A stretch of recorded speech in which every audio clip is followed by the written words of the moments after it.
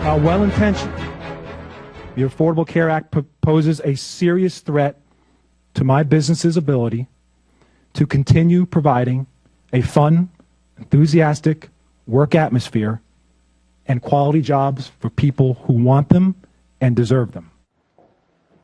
Well, fearing for the future of his business, our next guest took his case straight to Congress, not because he wants Obamacare overturned. He thinks it still might work, but only if lawmakers will listen to America's business owners. Stephen Bianco is the owner of College Hunks Hauling Junk and Moving, and he joins us now. Thanks for being here. Thank you, Elizabeth. I think your story is every man and woman's business saga right now, and it's what a lot of owners are facing, so we want to get into the heart of what's going on. How does Obamacare directly affect your business negatively? Well, so far as we're looking at it, the change of the 40-hour work week, dropping that down to 30 hours becomes devastating to our culture. And culture is everything in business. It's not just about the wages. It's about building individual culture within a business. Our best companies in America right now are all built around culture. And for a small business, when you're driving each and every day to try to gain as much revenue as possible and pay employees as best as you possibly can, when you can at times, it's culture that drives them to do the very best they can. What are business owners like yourself facing? Are they looking at, okay, I'm either going to have to lay off a bunch of employees that I have,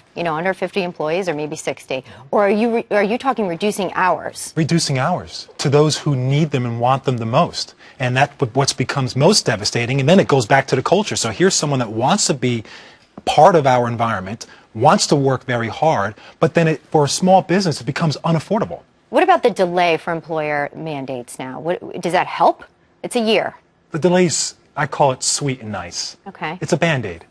That's all it is. It's going to come back to haunt us like a lot of things come back to haunt us, like we do constantly with a lot of different areas. We put Band-Aids on it. We don't actually get to the root of the issue. Some people argue that year only allows businesses to then prepare for the worst, and so they may be proactively, for lack of a better expression, laying off or reducing hours. Is that what's going to happen in this year? Well, you become scared, and you start thinking about what's going to happen a year from now, 2 years from now, and you start regrouping now instead of driving forward.